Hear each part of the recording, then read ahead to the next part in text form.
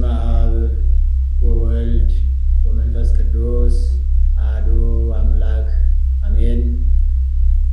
በአንድነቱ ምንታዊ ሁለትነት በሦስትነቱ ርባይ አራትነት ሳይኖርበት ዘወትር በአንድነት በሦስትነት የሚመሰገን የሚመለክ አምላካችን እግዚአብሔር ቅድመ ዓለም የነበረ በማዕከለ ዓለም ያለ ዓለምን አሳልፎ የሚኖር ዛሬም ዘወትርም በፈጠረው ፍጥረት አንደበት ሁሉ ኃያልና ቅዱስ ሕያውና ገናና የሆነ ስሙ በፈጠረው ፍጥረት አንደበት የተመሰገነ ይሁንና ክቡራን እግዚአብሔርን የምትወዱ ከእናንተ መውደድ በላይ እግዚአብሔር የሚወዳችሁ በመላው ዓለም የምትገኙ የእግዚአብሔር ቤተሰቦች ውድ ኦርቶዶክሳውያን እንኳን ለሁለተኛው ሳምንት ለዐቢይ ጾም በሰላም አደረሰን አደረሳችሁ።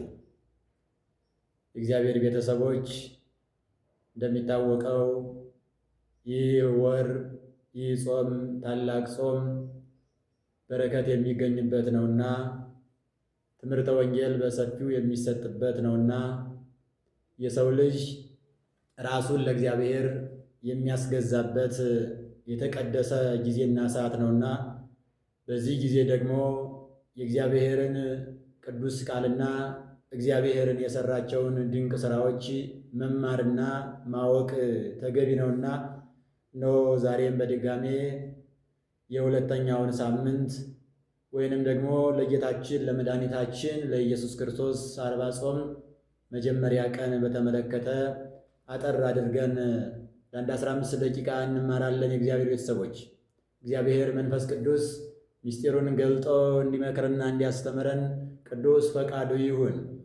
እግዚአብሔር መንፈስ ቅዱስ እንደወደደና እንደፈቀደ የምንማማርበት የትምህርታችን መነሻ ኃይለ ቃል የሚሆነን ሰንበተ ክርስቲያን ቅድስት የሚል ይሆናል። የእግዚአብሔር ቤተሰቦች የተለየች የክርስቲያኖች ሰንበት በሚል ነው የምንማማረው። እንግዲህ እንደሚታወቀው ይህ ሳምንት እንደ ሊቃውንቱ እንደ ቅዱስ ያሬድ ወይም ደግሞ እንደ አባታችን አባ ጊዮርጊስ ዘጋስጫ ስያሜ ቅድስት ተብሎ ነው የሚጠራው። ታዲያ ቅድስት ተብላ የተጠራችው የጾሙ መጀመሪያ ሰንበት ስለሆነች ይቺ ሰንበት ደግሞ የክርስቲያኖች ሰንበት ናት ይላል ሊቁ ቅዱስ ኤፍሬም፣ በረከቱ ይደርብን። ታዲያ የተለየች ሰንበት የክርስቲያኖች ሰንበት ናት ይላል።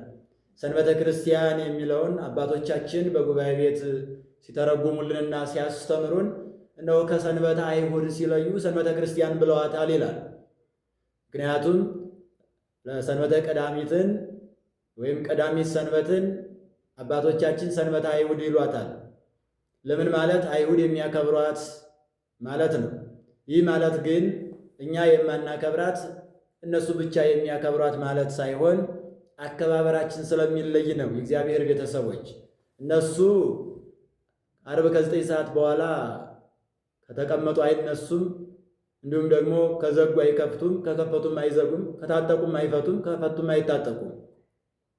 እኛ ግን ቤተ ክርስቲያን ለመሳለም፣ ትምህርተ ወንጌል ለመስማት፣ የታመሙትን ለመጠየቅ፣ የታሰሩትን ለማስፈታት ወደ ቤተ ክርስቲያን እነሆ አገልግሎትን ለማገልገል ስለሚነድ የተለያዩ መንፈሳዊ ተግባራትን ስለምንሰራ ከነሱ አከባበር ለየት ባለመልኩ ስለምናከብራት ያቺ ቀዳሚቱ ሰንበት ሰንበተ እሑድ ትባላለች። ይችኛዋ ደግሞ ሰንበተ ክርስቲያን ቅድስት የተለየች የክርስቲያኖች ሰንበት ትባላለች። የተለየች የክርስቲያኖች ሰንበት፣ ክርስቲያኖች ዋጋ ያገኙባት፣ ክርስቲያኖች እግዚአብሔርን ያዩባት የተለየች ወበዛቲ ዕለት እሙነ ተፈጸመ ፍስሐ ለቤተ ክርስቲያን ይላል ሊቁ። በዚህች ዕለት የቤተ ክርስቲያን ደስታ ተፈጸመ ይላል። የቤተ ክርስቲያን ደስታ ክርስቶስ ነው። ታዲያ ክርስቶስ በዚህች ዕለት ምን አድርጓል ካልን አስቀድሞ ዓለምን ፈጥሯል። በዚህች ዕለት ኋላም ደግሞ የፈጠረውን ዓለም ሁለተኛ በአዲስ ተፈጥሮ ለማዳን ንድ ክብርት ከሆነች ከመቤታችን ከሥጋዋ ሥጋ ከነፍሷ ነፍስ ነስቶ በመላኩ በቅዱስ ገብርኤል አብሳሬ አማካኝነት ተጸንሷል ማለት ነው በዚህች ዕለት። እንዲሁም ደግሞ በዚህች ዕለት 3 መዓልት 3 ሌሊት በከርሰ መቃብር አድሮ ሙስና መቃብርን አጥፍቶ ተነስቷል።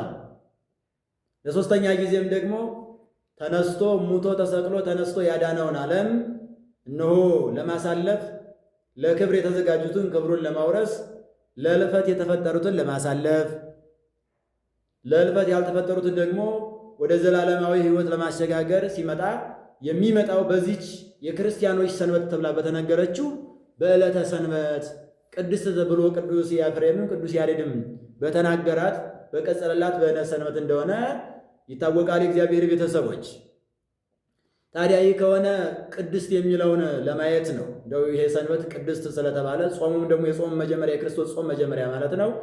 በዚህ ስያሜ ሊቃውንቱ ስለሰየሙት በተለይ ቅዱስ ያሬድ አባታችን አባ ጊዮርጊስ ዘጋስጫን ስለሰየሙት ምን አይነት ነው ማለት ከምን አንጻር ነው ይሄ የጾም መጀመሪያ ቅድስት የተባለችው ወይም ደግሞ ሰንበቷ ቅድስት የተባለችው ስንል ምስጢር አለው።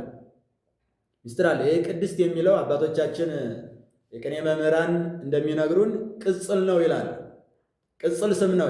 የተለየች የክርስቲያኖች ሰንበት፣ የጸናች የክርስቲያኖች ሰንበት፣ የተከበረች የክርስቲያኖች ሰንበት፣ ልዩ የሆነች የክርስቲያኖች ሰንበት፣ ከቀኖቹ ሁሉ የተለየች እረፍት የተገኘባት ማለት ነው።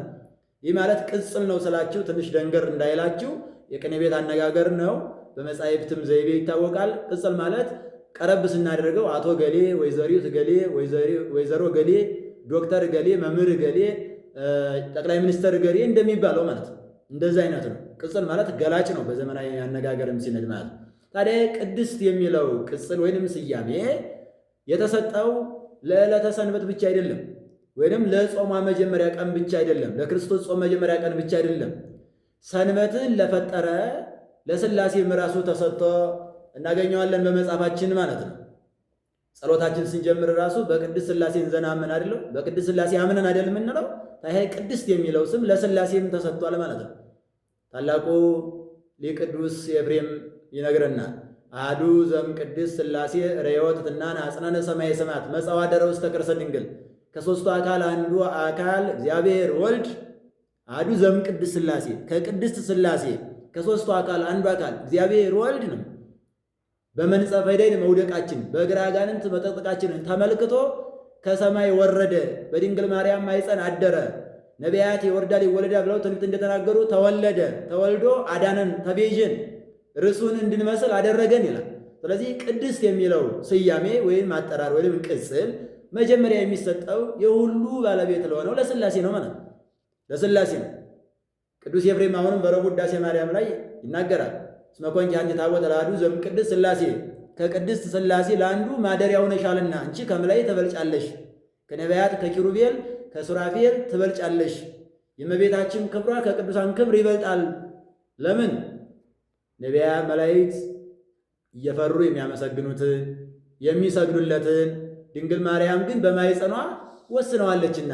ስለዚህ ድንግል ማርያም ከሦስቱ አካል ለአንዱ አካል ማደሪያ ሆናለችና የድንግል ማርያም ክብር ከመላእክት ክብር ይበልጣል ይላል ቅዱስ ኤፍሬም። ከዚህም ሲል ዘእምቅድስት ሥላሴ ብሎ ነው የሚጀምረው እግዚአብሔር ሰዎች። ስለዚህ ይህች ቅድስት የምትለው ለሥላሴም ትሰጣለች ለማለት ነው።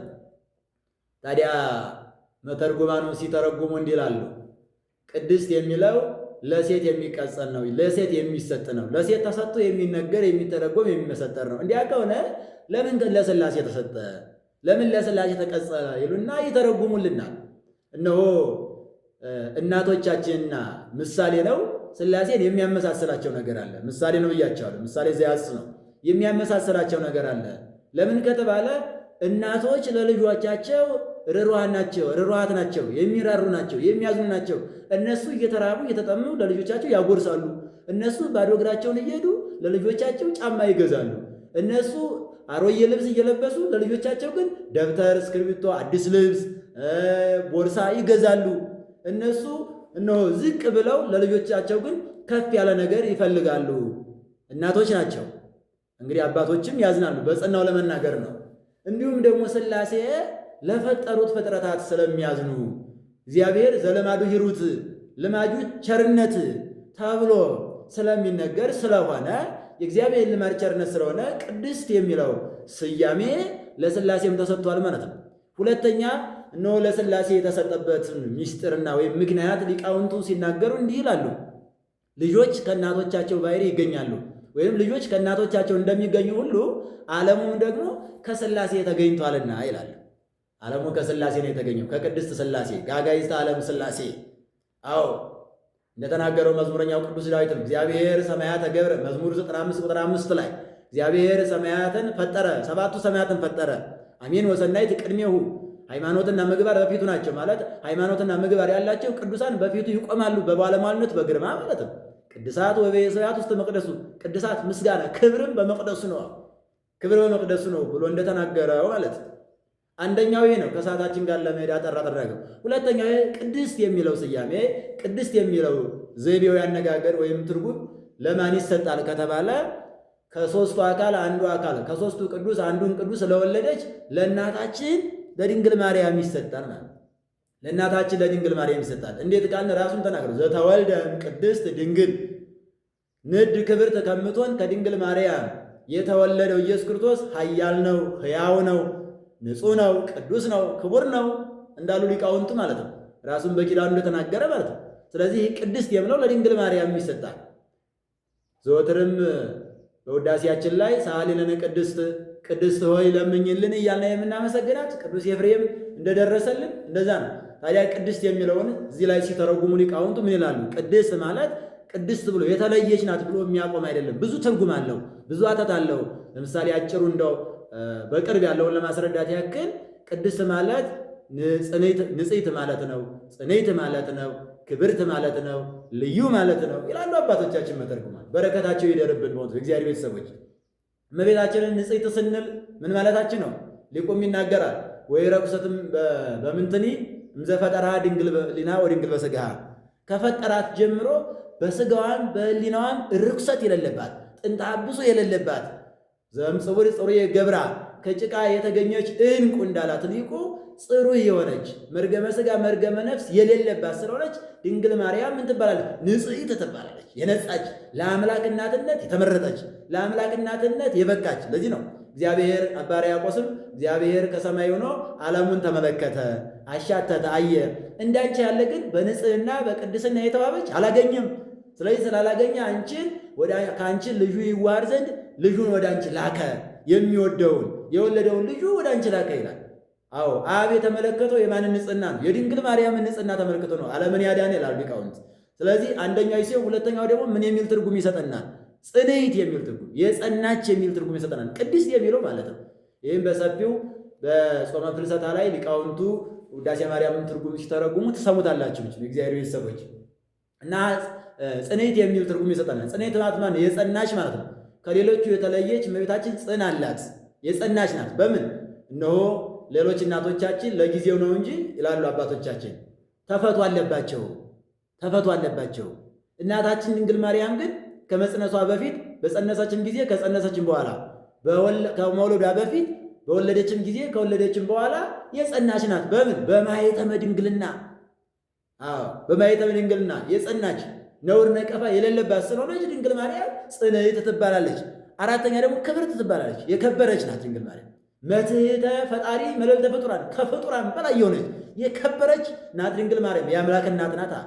አምላክን የጸነሰች አምላክን የወለደች ስለሆነች ድንግል ማርያም የከበረች ናት፣ ልዩ ናት ይላሉ አባቶቻችን። ሌሎችን እናቶቻችን እናከብራቸዋለን።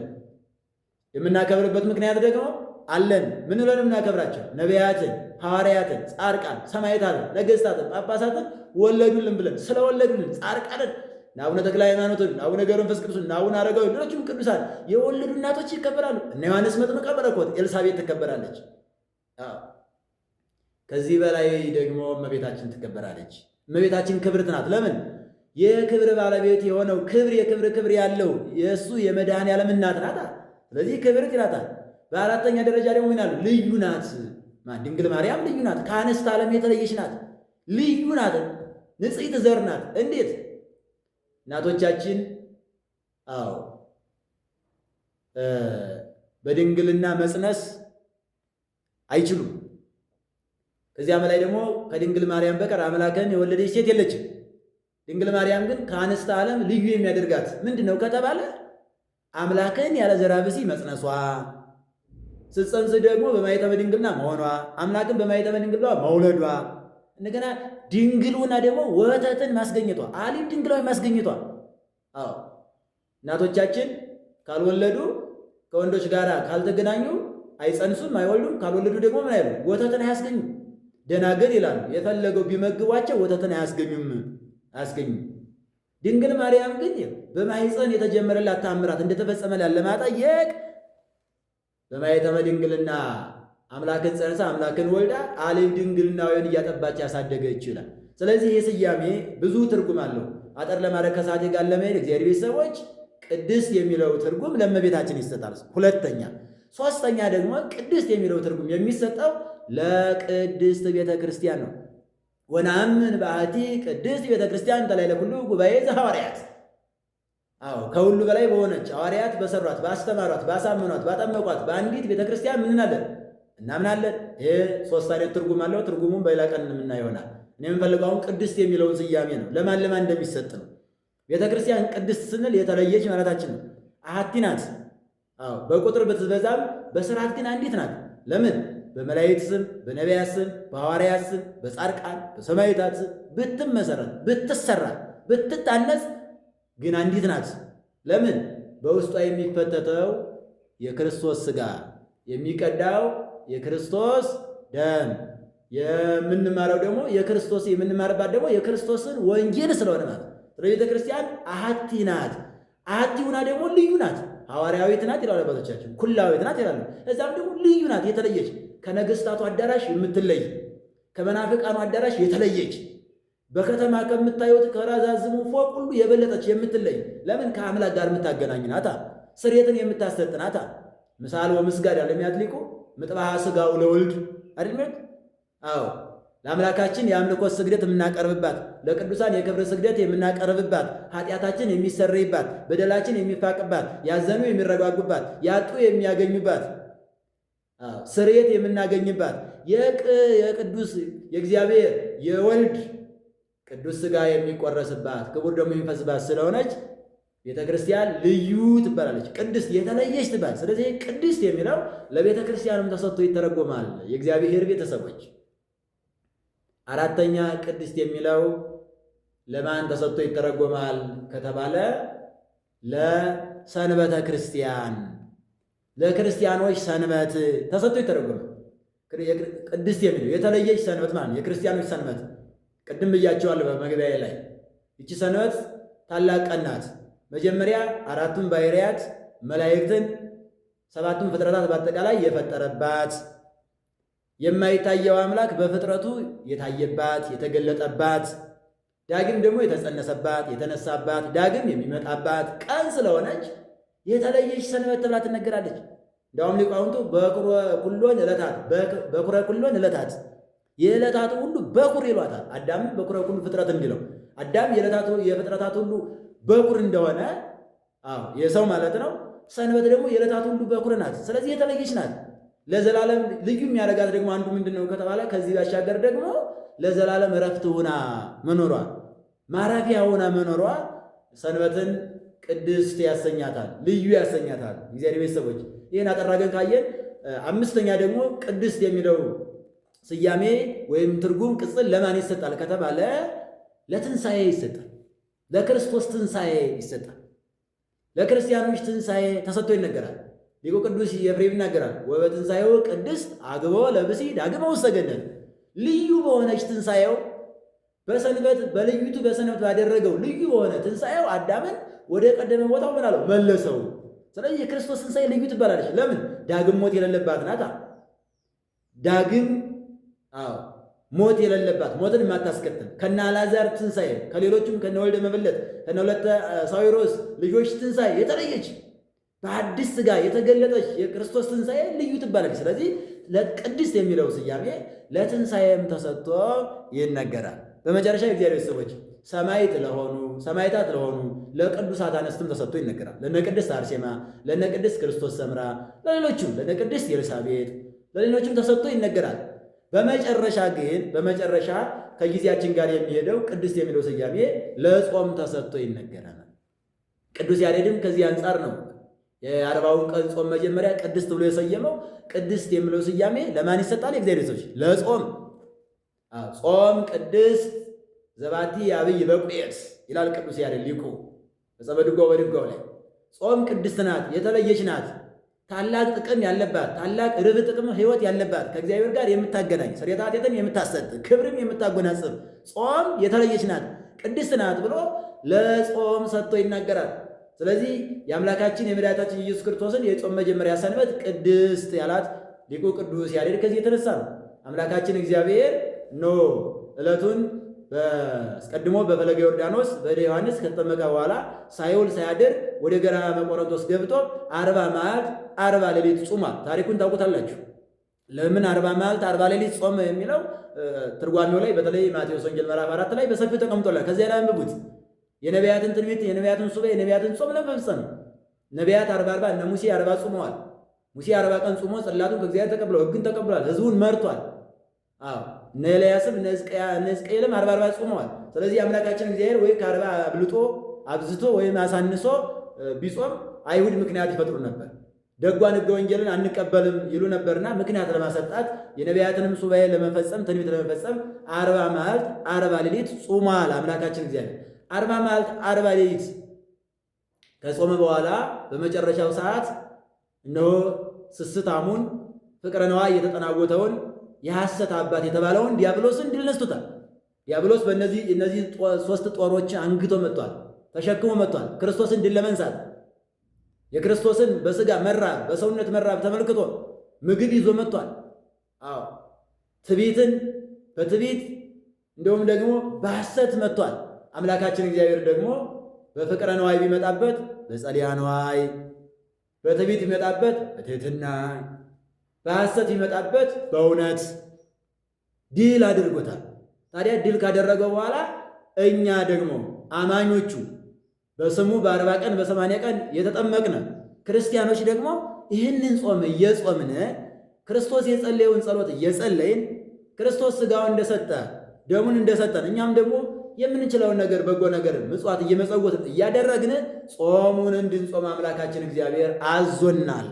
እሱ ከጾመ በኋላ አሁን መናፍቃን እንደሚሉት እሱ ከጾመ በኋላ ይበቃቸዋል፣ እኔ ጾሜላቸዋለሁ፣ እኔ ጸሎት አድርጌላቸዋለሁ፣ እኔ መጽውቼላቸዋለሁ አላለንም። ከጾመ በኋላ ጾሞ ዲያብሎስን ድል ካደረገ በኋላ እናንተም ጾሙ ነው ያለን፣ አዞናል። እንደ ጾምኩኝ ጾሙ፣ እንደ ተጠመቁ ተጠመቁ፣ ሥጋዬን ብሉ፣ ደሜን ጠጡ። እኔ መከራ መስቀል እንደተሸከምኩ መከራ መስቀሌን የሞቴን መስቀል ተሸክሞ የማይከተለኝ ቢኖር የኔ አገልጋይ ሊሆን አይገባውም አይደል አምላካችን እግዚአብሔር ተናግሯል። ምን ብሎ ነው ያዘዘን ካልን የማቴዎስ ወንጌል ምዕራፍ 6 ከቁጥር 1 ጀምሮ ሰፊውን መመልከት ይቻላል። በዚህ ላይ 3 አንቀጾች እናገኛለን። አንቀጸ ምጽዋትን፣ አንቀጸ ጸሎትን፣ አንቀጸ ጾምን እናገኛለን። መጀመሪያ ስለ ምጽዋት ነግሮናል። ስንመጸውት እነሆ እንደ ግብዞች እንዳንሆን ወይንም ደግሞ መዝገባችን በምድር ሳይሆን በሰማይ ማድለብ እንዳለብን ሰማያዊ መዝገብን ማድለብ ወይም ደግሞ በሰማይ መዝገብ ማኖር እንደሚጠበቅብን ነግሮናል። ምድራዊ ድል አታድልቡ፣ ሰማያዊ ድል አድልቡ። ሰማያዊ ድልባችሁ ሰማያዊ መዝገባችሁ ባለበት ልባችሁ ይኖራልና ማለት ጽድቃችሁ ማለት ነው፣ ዋጋችሁ ማለት ነው፣ ንጽህናችሁ ቅድስናችሁ ይኖራልና ብሎ ነግሮናል። ባላፊ በሉቃስ ወንጌል 16 ደግሞ ባላፊው ገንዘባችሁ ወዳጅ አብጁበት ብሎናል። በሚያልፈው ገንዘባችሁ ወዳጅ አብጁበት ብሎናል አምላካችን እግዚአብሔር ማለት ነው። ታዲያ ምጽዋት እንድናደርግ በጾም አንዱ ትልቁ ስራ ምጽዋት ነው። ምጽዋት እንድናደርግ ምድራዊ ባንክ ላይ ብር ከመሰብሰብ ከማከማቸት ይልቅ እነሆ ሰማያዊ ድልብ መሰብሰብ እንደሚጠበቅብን አምላካችን እግዚአብሔር አስረድቷል። ሁለተኛ እንድንጸልይ ደግሞ አዞናል። እንድንጸልይ አዞናል። እሱ እንደጸለየ እንድንጸልይ ወደ መከራ እንዳትገቡ ተግታችሁ ጸልዩ ብሎ ማለት ነው። ስንጸልይ ደግሞ እንደ ፈሪሳውያን እንደ ግብዞች እንዳትሆኑ ብሎናል። እነሱ ሰው ለውዳሴ ከንቱ ሰው እንዲያያቸው ሰው እንዲያመሰግናቸው አቦቦ እንዲል አባ ወይም ደግሞ ጻድቅ እንዲላቸው በጎዳና ላይ ቆመው ልክ እንደ መናፍቃን ማለት ነው። እነሆ ቀሚሳቸውን አንሰርተው ይጸልያሉ ሰው እንዲያያቸው። እናንተ ግን እንደዚያ እንዳታደርጉ። አንተሰ ሶበ ትጼልይ በቤተከ ወጽሑ ኆኅተከ፣ አንተ ግን በምትጸልይበት ጊዜ ወደ ቤት ገብተህ በስውር ጸልይ። በምትጾምበት ጊዜም እንዲሁ ይላል አምላካችን እግዚአብሔር። ምን ማለቱ ነው? በተለይ አሁን ወርሃ ጾም እግዚአብሔር ቤተሰቦች የአብይ ጾም በገሃድ የሚጾም ጾም ነው። በአዋጅ የሚጾም ጾም ነው። በመላው ዓለም ያሉ ኦርቶዶክሳውያን የሚያውቁት እንኳን ኦርቶዶክሳውያን ምዕመናን ይቅሩና እነሆ አይዛብ እንኳን የሚያውቁት ጾም ነው አይደለ? መናፍቃን የሚያውቁት ጾም ነው። ይህ ከሆነ ለምንድን ነው አምላካችን በስውር ይሁን ያለው? ጸሎታችሁ ጾማችሁ በስውር ይሁን ያለው ለምንድን ነው በወንጌሉ ላይ ከተባለ በስውር አድርገው፣ በስውር ጸልይ፣ ወደ ቤት ገብተህ ማለት ቤት የተባለ ወገኖቼ የምናድርበት ቤት አይደለም፣ ልቡና ነው ቤት የተባለ። የእያንዳንዳችን ልብ ነው ቤት የተባለ።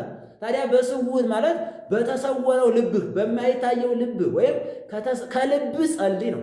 ከልብ ሆነ ቂም በቀልን አርቀ ንጹህ ሆነ ምን በል ጸልይ።